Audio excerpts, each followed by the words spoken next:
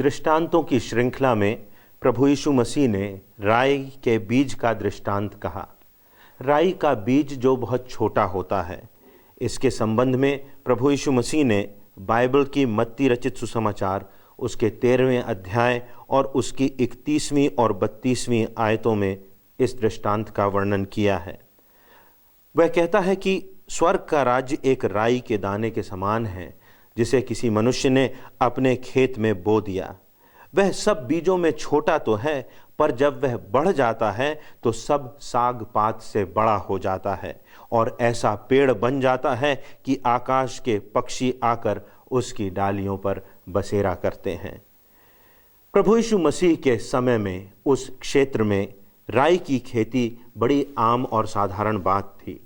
कृषक अपने खेतों में इस राई के बीज को बोते थे। यहाँ तक कि लोग अपने बगीचों में भी राई के बीज बोते थे। लोग राई के दाने से परिचित थे और इसीलिए प्रभु यीशु मसीह ने राई के दाने की बात कही। लोगों को यह बात मालूम थी कि राई का दाना जितना छोटा होता है, उसकी तुलना में उसका पेड़ उतना ही विशाल होता है और वह पौधा पेड़ बन जाता है, फलता है, बढ़ता है और इसमें बहुत सी डालियां निकलती हैं और उससे सैकड़ों बीज उत्पन्न होते हैं तथा इन पौधों की डालियों में आकाश के पक्षी बसेरा करते हैं।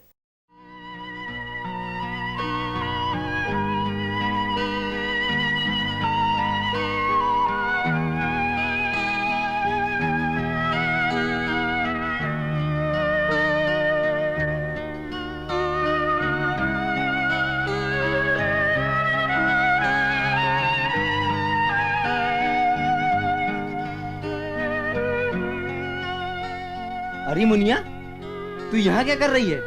तुझे चोट लग जाएगी। चल जा, दादी माँ के पास जाके खेल। जा जा, जल्दी जा।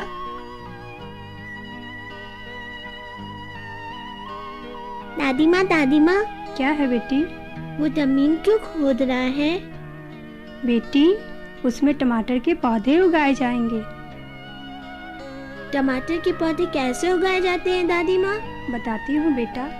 यह देख रही हो, ये बीज बोकर उगाए जाते हैं। टमाटर के पौधे कितने बड़े होते हैं दादी माँ? टमाटर के पौधे इतने बड़े होते हैं बेटी। इतने बड़े? इस पेड़ के लिए तो इतना बड़ा बीज बोया जाता होगा ना दादी माँ?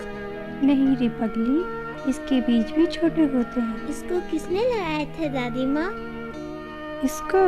इस पेड़ को तो मेरे दादाजी ने लगाया था जब मैं छोटी थी। दादाजी आप क्या कर रहे हैं? बेटी, पेड़ लगाने जा रहा हूँ। पेड़ कैसे उगाए जाते हैं दादाजी? जमीन खोदकर उसमें बीज बोया जाता है बेटी। बीज? हाँ बेटी, बीज। ये तो बहुत ही छोटा है।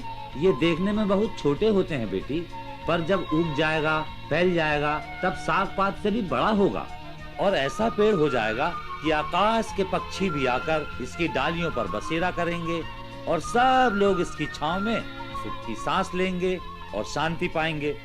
इसको बढ़ने में कितना समय लगेगा दादाजी? काफी समय लगेगा बेटी। इसके बड़े होने तक मैं रहूं ना रहूं, तुम इसकी देखभाल करना, इसे समय पर पानी खाद देती रहना। जी दादाजी।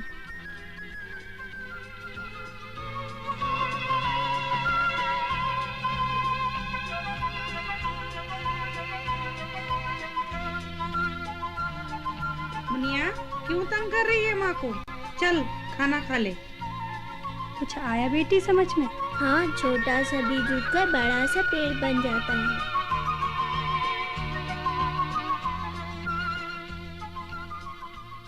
राई के बीज के दृष्टांत से प्रभु यीशु मसीह हमें कुछ शिक्षाएं देना चाहते हैं।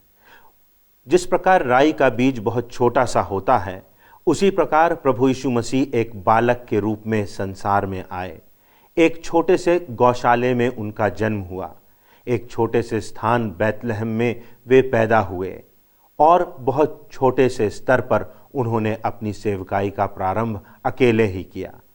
उसके बाद प्रभु यीशु मसीह ने परमेश्वर का वचन सुनाया, लोगों को अनंत जीवन की बातें बताईं, लोगों को इस जीवन को सार्थक कैसे बनाया जाए, इस जीवन को धन्य कैसे बनाया जाए, इन बातों की शिक्षा दी। प्रभु यीशु मसीह शायद उस समय में संसार की दृष्टि में बहुत छोटे थे।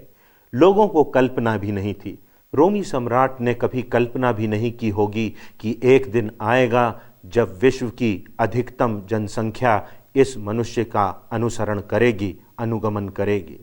परंतु उस प्रभु यीशु मसीह ने सारे संसार को उल्टा पुल्टा कर दिया।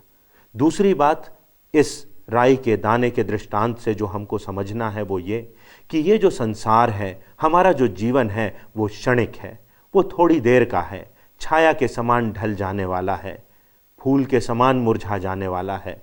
परंतु यदि इस थोड़े से छोटे से जीवन में हम प्रभु यीशु मसीह को ग्रहण करते हैं, उसकी शिक्षाओं को अपनाते हैं, उसके मार्ग पर चलते हैं, तो हम एक बहुत बड़े राज्य में प्रवेश करते हैं, अनंत जीवन में प्रवेश करते हैं। एक ऐसे संसार में हम प्रवेश करते हैं अपनी मृत्यु के बाद जिसका कभी अंत नहीं, जो अनंत का है, जो सदैव का है, जहाँ कोई दुख और पीड़ा नहीं।